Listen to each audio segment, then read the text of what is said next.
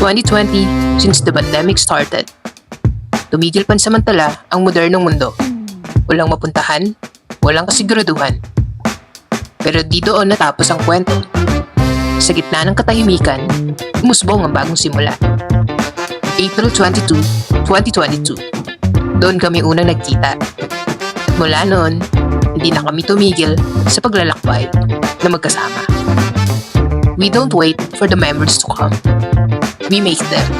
Nagabang kami ng mga seat sale, bumili ng maraming pass, at nag-ipon sa bawat biyahe namin.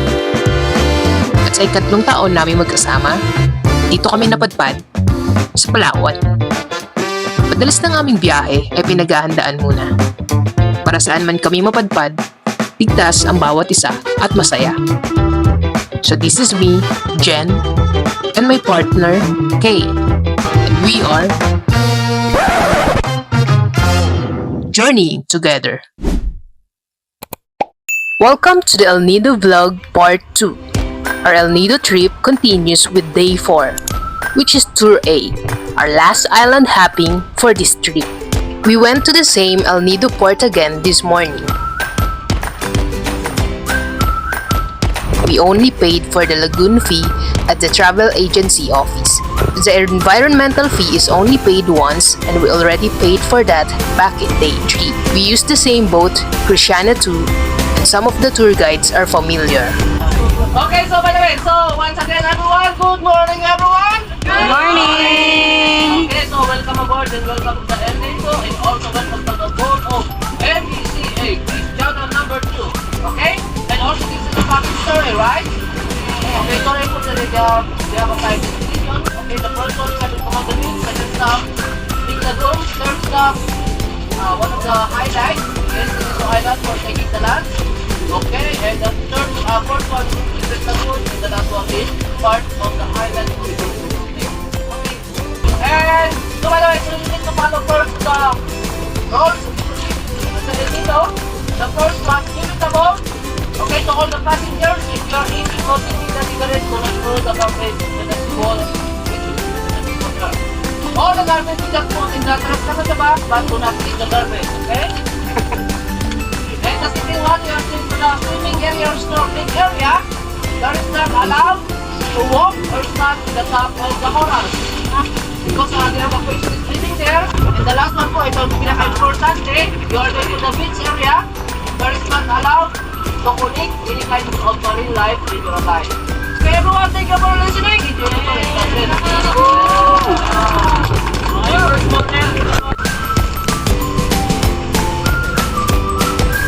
First stop is the 7 Commando Beach. Kuya said we have 35 minutes to enjoy the beach. The beach is nice and wide. Lots of activities you can do here, including buy some snacks and drinks, take lots of photos, or just relax.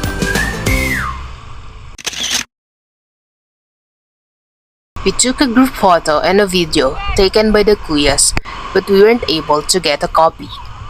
We did take a photo at the 7 Commando Sandcastle for a 100 pesos fee.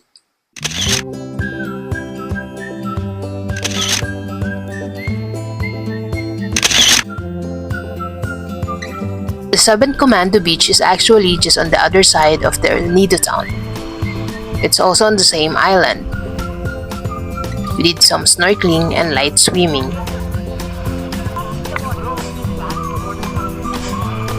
Great weather for sunbathing too, since the weather is nice and sunny.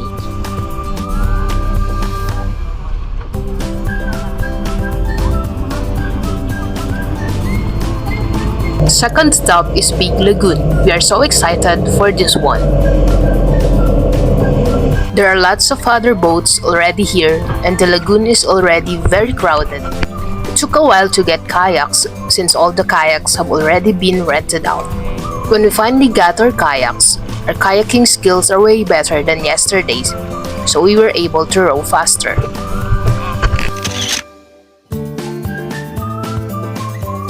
It's so beautiful here, and it's just the entrance to the lagoon. We're so excited to explore further inside. Kayaks here are still 300 pesos for the small kayak, good for 2 packs. and 500 pesos for the big kayak, good for 3 to 4 packs. There's something really magical when you kayak. You're really close to the water, and since the water is so crystal clear, you can see the corals underneath. It's like inviting you to swim and enjoy the water. There are lots of kayaks here and they tend to gather in the middle, where it's shallow so they can take photos, so be careful when you navigate through. Please excuse the shot since it's hard to balance the tripod on the kayak and the camera keeps fogging. It's really deep here, you can see by the color of the water. Make sure to wear your life vest. Once you go inside to the deep parts, there are less kayaks and the view is amazing. Very peaceful and I really want to swim here, but I think getting back on the kayak is going to be difficult, so I'd rather not.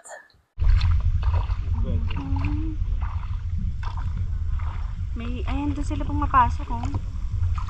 Yun yung tundan kaya. We followed our tour guide who is kayaking for one of the couples in our group.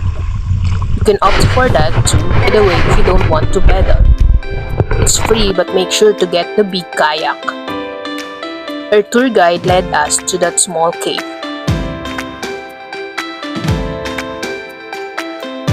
It's a bit challenging since it's super narrow and you have to use your oar to sort of push against the rocks. If you're too claustrophobic for the underground river, you can try this one.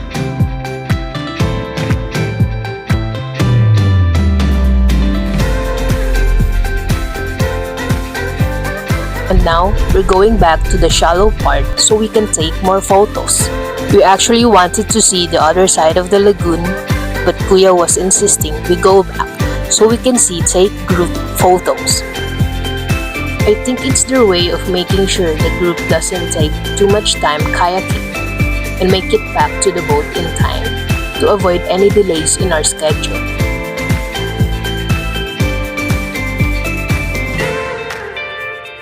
We parked our kayaks at the side. We took some more photos and enjoyed the water. Magkano kayak? Salamat.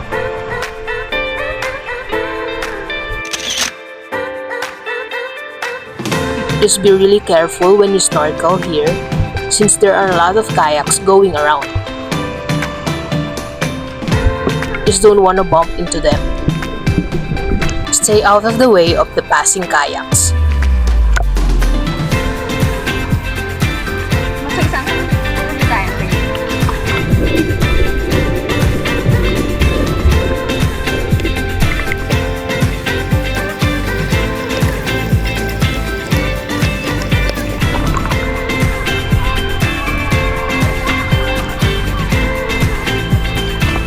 Going back to the boat, we tied our kayak to our tour guide's kayak so he can help us paddle back.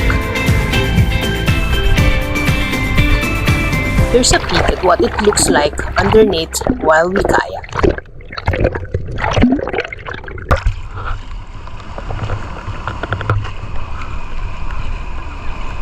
Now we just waited for the rest of the group to come back.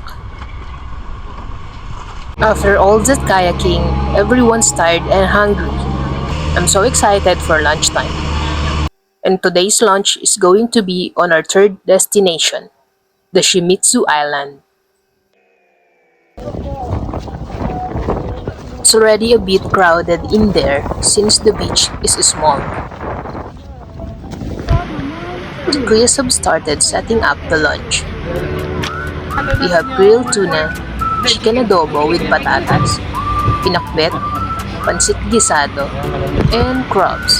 For dessert, we have pineapple slices and banana.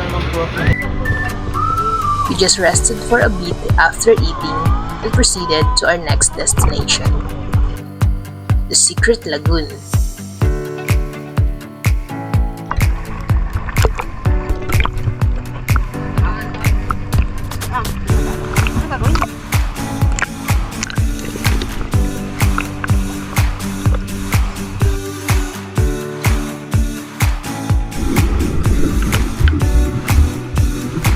Ito mo lang kay Nemo nung nasana. Yung parang black and white lang siya. Mahaba yung sa ulo niya pala. nakita ko. Yo, nasa obo ako.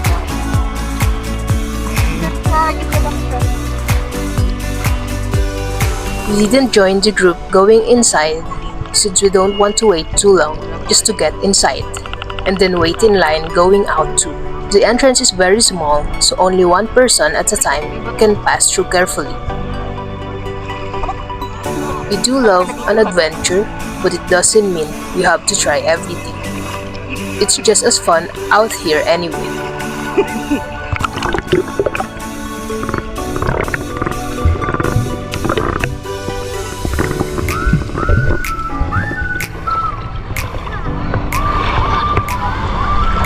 Ano masasabi mo sa ating El Nido trip so far? Naman. Love you, my great baby. I love you so much. Diba?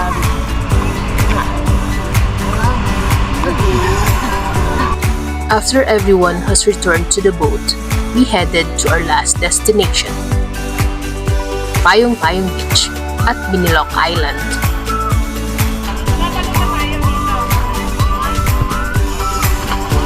Uy, tumalo na sila dito. Lots of fishes here. I love this spot because we have a lot of time to just play through the deep water and there are a lot of fish and corals around. Jump kami.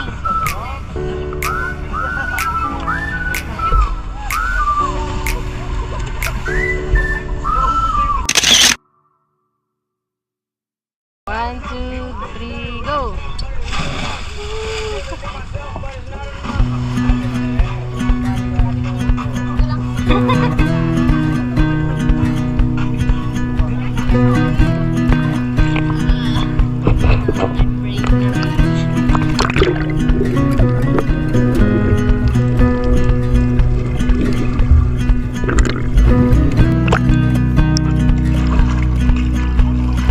We love playing around the friendly fishes.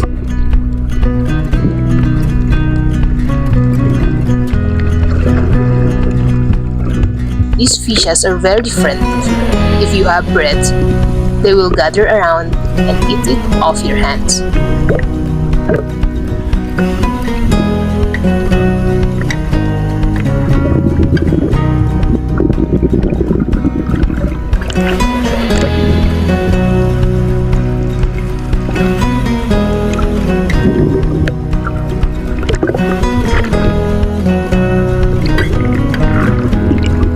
That's Tour A.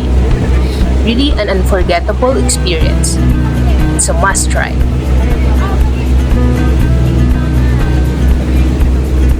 There are actually 4 total tours available in El Nido.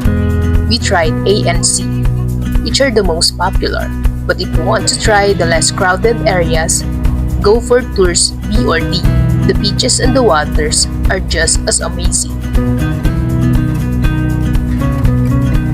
I feel like it's been a really long day. Super tired and excited for dinner. Dinner tonight is at Leo Beach. We rented a tricycle going here, and Kuya Chris will also be picking us up later this evening. The rate is 300 per way, so that's 600 round trip for both of us already. The ride was actually pretty fast, around 15 minutes, and Kuya Chris was very friendly and accommodating. The waves were so strong when we went there, but a lot of people are still swimming.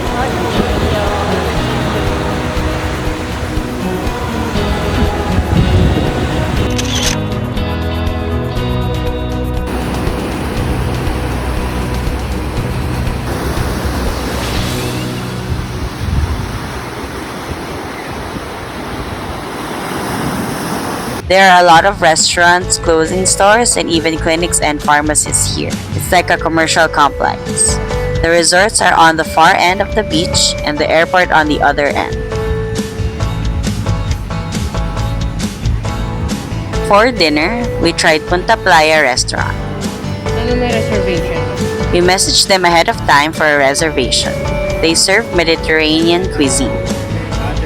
We totally love the ambience of the place, especially at night.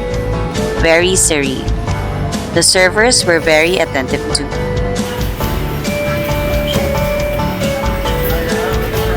We had lemonade, which they served early, along with a basket of complimentary breads while we wait for our orders. We ordered some papaya ensalada and the croquette selection, which is 2 each of their different croquette variants. It's definitely a must try. And of course, we can't leave without their paella negra, which is one of their specialties since their dishes do have strong Spanish influences.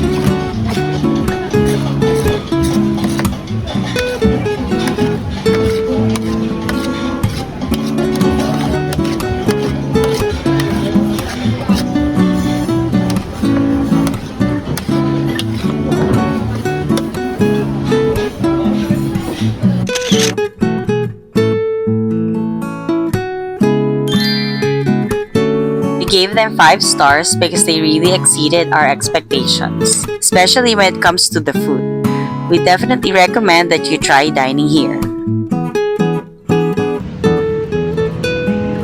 We asked Kuya Chris to pick us up at 8 p.m. so we decided to walk around the beach before he arrives.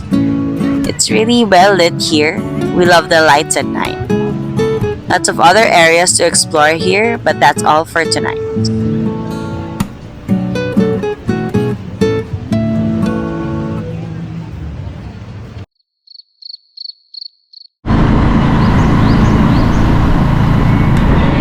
Day 5 is our last full day here in El Nido, so we decided to explore more beaches, the Nakpan Beach and the Maramigmig Beach. First stop will be Nakpan Beach, which is 45 minutes away from El Nido town. We hired the same trike that took us to Leo Beach yesterday. Kuya Chris picked us up around 8 a.m. in front of our hotel. The fee if you hire a trike is 1,200 round trip. We will be going to Maramigmig later as well, so it's an additional 300 pesos for the round trip. If you want to get Kuya Chris's number, by the way, here you go. We'll be recommending him since he's really friendly and trustworthy. You can count on him to be on time and to drive safely, which is really important for us. We arrived at Nakpan Beach finally, and it's about 3 kilometers of this vast shoreline. A lot of people love this since they can really enjoy the fine sand. Some people ride the ATV across the beach. You'll even see tracks of their tires around. The resorts are all lined up and lots of beach chairs around. Just a safety reminder, the Nakpan Beach is known to have frequent riptides, so tourists are encouraged to observe caution when swimming, especially when the waves are strong. The rule is do not swim when there's a red flag and always stay within sight of the rescuers.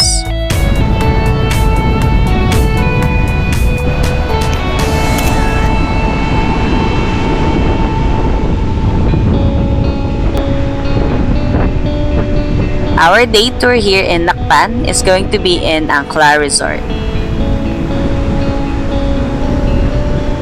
They have the day tour package for 1,000 pesos per person, which is consumable on food and drinks at their bar cafe.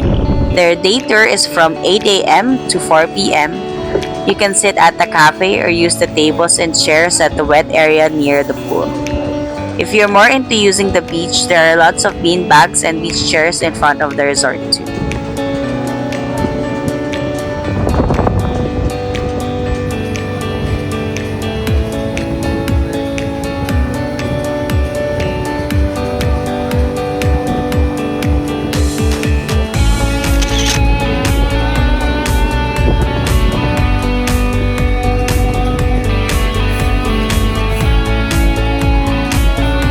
But we mostly just want to relax, just enjoy the vibe and eat, so we decided to rent a cabana instead. It costs 1,000 pesos to rent a cabana for a full day.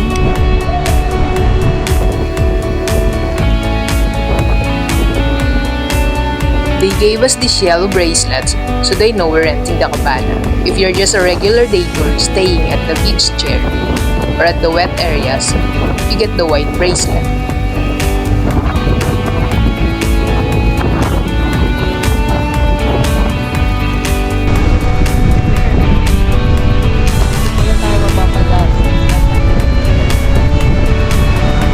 kitchen opens at 11 a.m. You can order in advance. They serve our drinks and the nachos first. The nachos were good, but still a bit pricey for 500 pesos. They also gave us glasses with lemon slices for our sodas.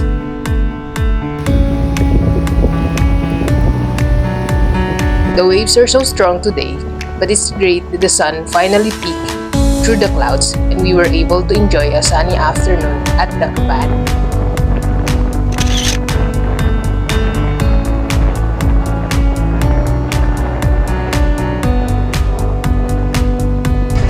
When we finished the nachos, I decided to take a dip in the pool while we wait for the entrees to be served. The pool is shallow, around 4 feet, so it's great for kids too.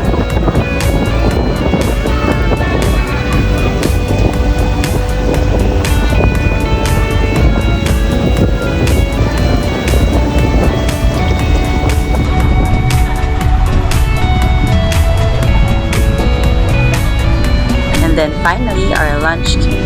Jen got the cowboy beef burger for 640 pesos, and I got the bolognese pasta for 610 pesos.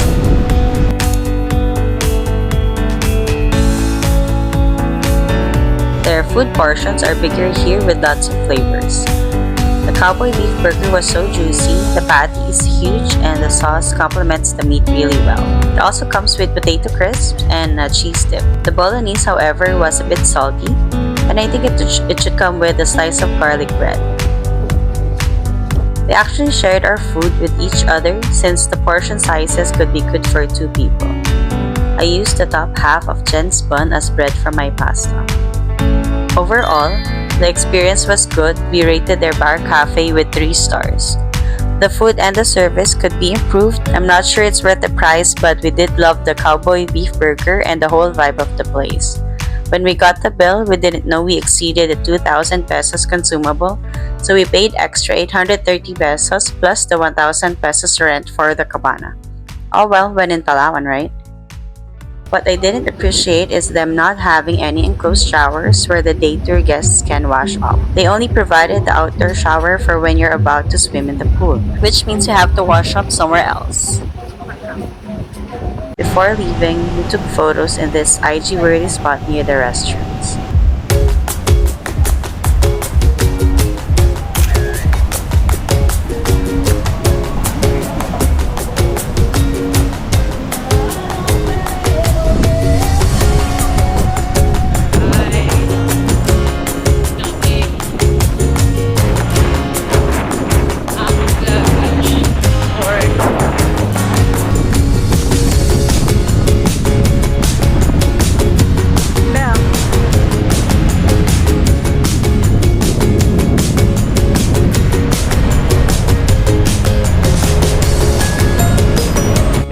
Now we're off to the next destination, Maramegmeg Beach.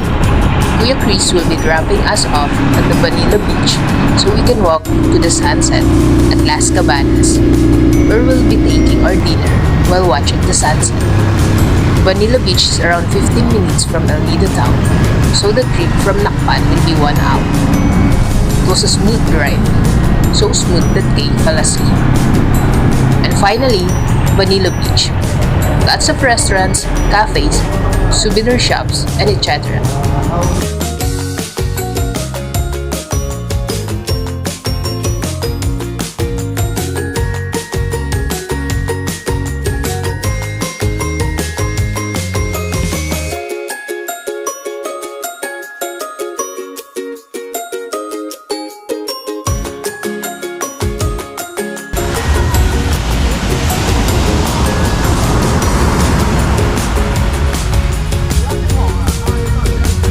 On the other end is the Maramegmeg Beach.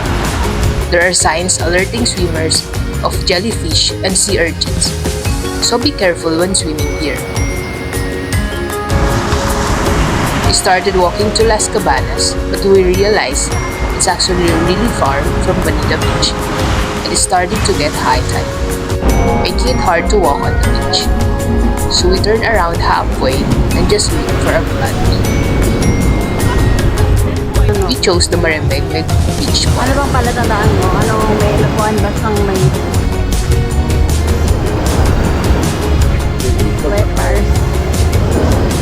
They have these wings and the alfresco dining with all these cute lights. We chose the alfresco seating since we want to really enjoy the view from there. We're still hoping to get a glimpse of the sunset, but I don't think we'll be seeing a sunset tonight. We've been really lucky. We didn't get rain on during the island hopping and even earlier on our day tour. Then our orders came. Happy hour. Selected drinks are now on buy one take one for 350 pesos. So we ordered the Cosmopolitan cocktail.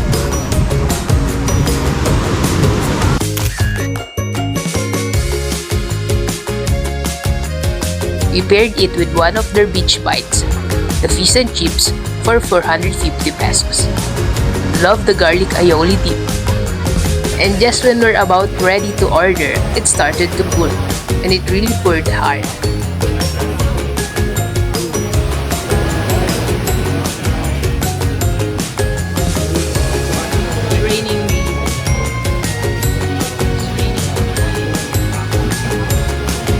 When we got settled, we ordered for their spicy glazed wings next for 450 pesos. Love the wings. Love the blue cheese dip, which we asked to refill quite a few times. It also comes with the veggie sticks, which is also great. Even this little doggy wants to have some. We rated Maramegmeg Beach Bar a 5-star. Great food and fast service. We actually ordered the wings twice since we just can't get enough of it. Our evening ended earlier than planned, but we wanted to be safe on the way back to Nido town. Good morning, Day 6, our last day here in El Nido. We only have half a day before our van transfer to Puerto Princesa, so early in the morning we went to the market and bought some pasalubongs or souvenirs.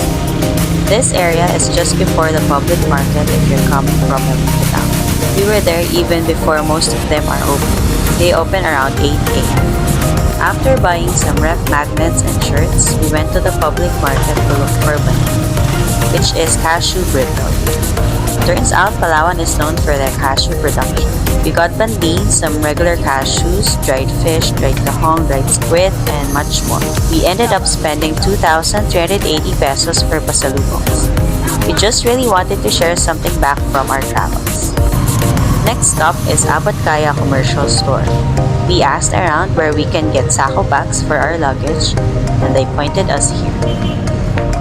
It's a one-stop shop for everything that you will ever need, like a mini Divisoria or a beauty mart. Ay, oo nga. Ito ba yan? Ayan, yung mas malaki yan. Parang ganyan. We went upstairs and found the sako bags and a roll of packaging tape.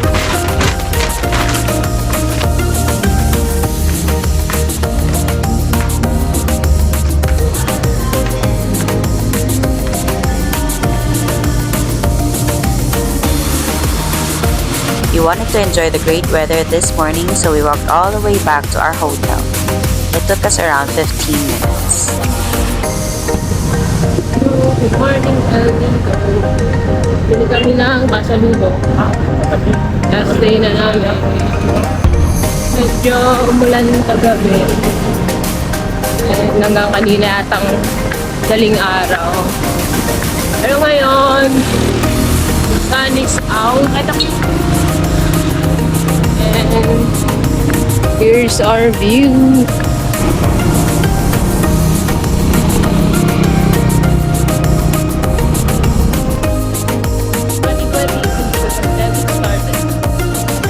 No place to go.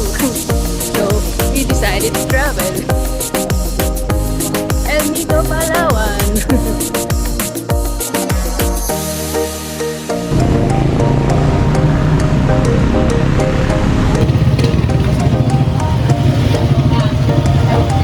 While resting a bit at the hotel, we reviewed the hotel and our adventure here in El Nido.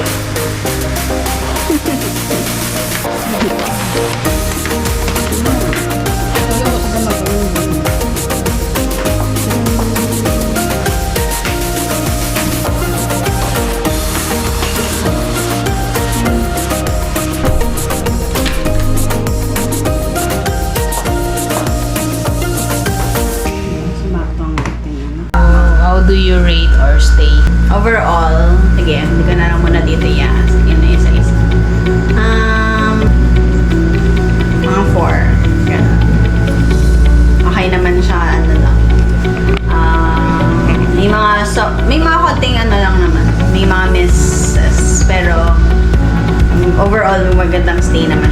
well recommended. So, anong range ba siya? Ano ba yung target na ano? Anday. Na, diet. Hindi kasi siya, like mga 5-star hotel. Ay, oo. Mga yung mga regular inns lang talaga. Basic ka lang ang kailangan mo. At least may cabinet nga sila dito maayos so you can organize your stuff. Tapos may table ba na separate kung may kailangan kayong patungan or whatever. May chair sa loob. Tapos, dalawa yung trash can nila ngayon sa loob ng CR tsaka sa labas. Tapos yung bed, okay naman, malabot tsaka hindi naman siya, yung minsan kasi may mga linens na amoy cabinet. Laging labas sa cabinet nila, yung mga amoy kahoy, gano'n. Hindi naman, ayos naman yung pagkakalandin nila ng stock. Saka wala namang malfunctioning ng mga appliances. Heater working properly naman. Yung water pressure lang talaga, pero feeling ko hindi naman siya fault ng hotel. Fault lang siya ng nasa buhay kasi. Sa? Wi-Fi connection din. Pero like, magkano na may aircon, tsaka electric fan. Signal ng cellphone. Okay naman yung signal ng cellphone, malakas niya siya, pwede ka mag-data. Kapag Netflix pa kami, ganyan. Medyo palabas na siya ng town proper. So, ibig sabihin, medyo mas madali ka makapunta ng korong-korong, pwede mo lakarin. Kahit mga ilang minutes mo ba, mga 10? No? Kung nagmamadali ka, 10. Kung medyo chill ka, 15, gano'n. So, sobrang lapit lang ng hypermarket. Prince na supermarket nila dito. So, convenient. Tapos may generic ka sa tapat. So, yun na madali ka din maka. Yan, very How about yung transpo? Transpo kasi sa tapat ng pag-ipagalabasan mo from the hotel mismo. May tricycle ka na mismo doon na may mga daan-daan pala na tricycle. So, hanap ka lang ng mga walang sakay. So, yun. May Convenient. standard price. Standard fare. Papuntang. Nakalagay din sa... Sa standard fare. Nakalagay naman din doon. Makapaskil naman doon yung mga fare papuntang Korong-Korong, Maraming Meg, Leo, Nakpan, ganyan. Pero yung papuntang Palengke, na may bus, sa may bus terminal din. 50? 50, di ba Palengke? Yung, ano to? Yung Pops District, na sa may bandang Korong-Korong, 100. Maraming din natin alam yung maraming. Pero mga... Parang 150. Kasi 300 yung ano ba? Ay, tama, 150. Tapos Leo, 300. 300. Yung Nakpan, yung Nakpan kasi naka-higher rate kami. So, 1-2 siya. nagpahintay kami. 1-2 pero balikan na yan. Balikan na siya, round trip na siya. Yung mga pagkain pala dito medyo price. Sobrang price. Yung yung average siguro for 2, 1.2 to 1.5, no? Average. Wala pa dessert yun. Sobrang na-enjoy namin tong Nido trip namin. So, babalik. Tatanungin nyo kami kung babalik kami. Babalik kami basta may pera. Hopefully kasama na namin mga family namin. Para ma-experience naman nila. So, Yes. tara na. Ano na ba? Okay nga. So anyway, after we had our rest, we went outside to eat an early lunch before the van picks up for the transfer. We are going to Town Square Heritage District at the far end of the Sihama Street. Here you can find the most famous restaurants in El Nido. A lot of these restaurants are also beachfront with interesting food. Some famous restaurants here are Big Bad Thai, Trattoria Altrove, The Food Truck, among others. So many nearby accommodation in this area too. We arrive at the entrance of Town Square Heritage District, but most restaurants here don't open very early in the morning, except for the Apcala Beach Bar. Aubrey's plant-based cuisine was our pick for today, but they're still closed, so we went to the beach and took photos. This is our last look at the ocean with the iconic Rocky Mountains.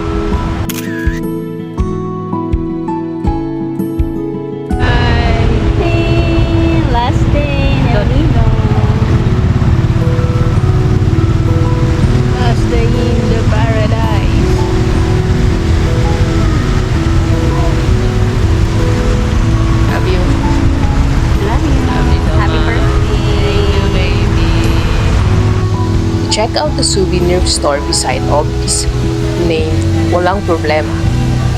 Lots of interesting items in here and a cute waiting area for the boyfriends patiently waiting for their girlfriends.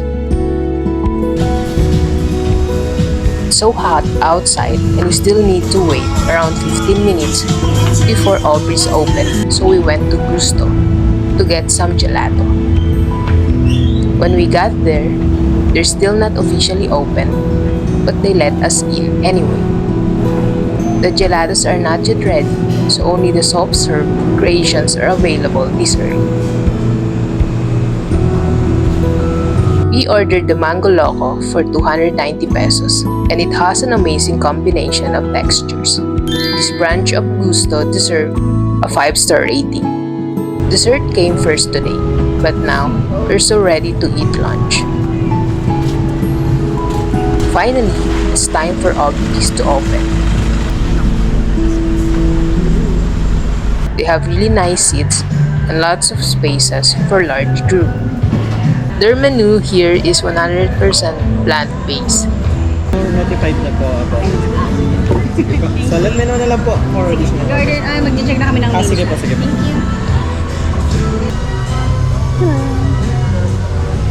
Thank you. Last day. Chicken rice bowl. We ordered Szechuan chicken rice bowl for 460 pesos, lemongrass salad rolls for 300 pesos, and grilled tempeh nasi goreng for 530 pesos. They have large servings, and the flavors can take a bit of adjustment to appreciate. Plant-based dishes can be an acquired taste, but overall, they have good flavors.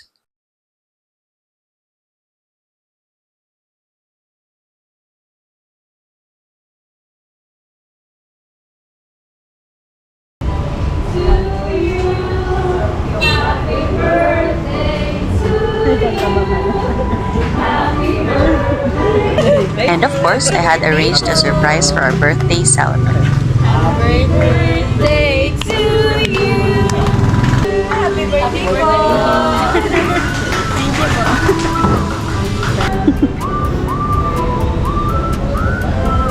po. Picturean pala muna kita with the cake.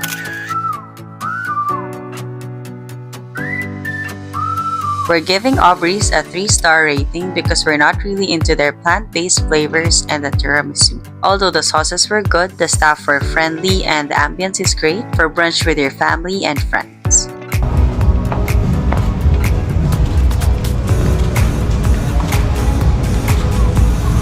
After lunch, we need to head back to our hotel. Our van transfer will be picking us up soon. We're now on our way back to Puerto Princesa. Another 5 to 6 hours of travel. Stop over at FEMSAN like last time, where we also got some cashew pulveron for additional pasalubos. We will be staying at the Angelic Mansion again, and we arrived later that night at around 9 to 10 p.m. Super long day, so we just had a quick dinner from the 24 hours carinderia nearby and went to bed.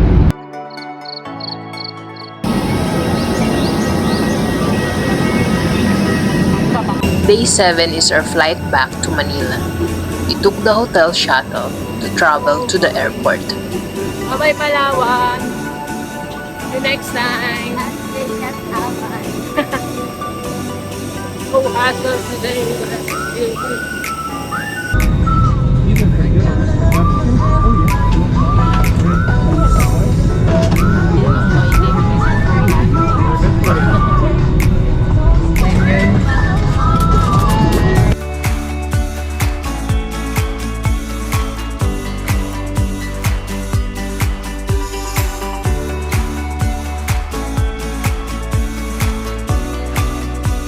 Finally back in Manila, we will surely miss the crystal clear waters and amazing food. Definitely a trip to remember.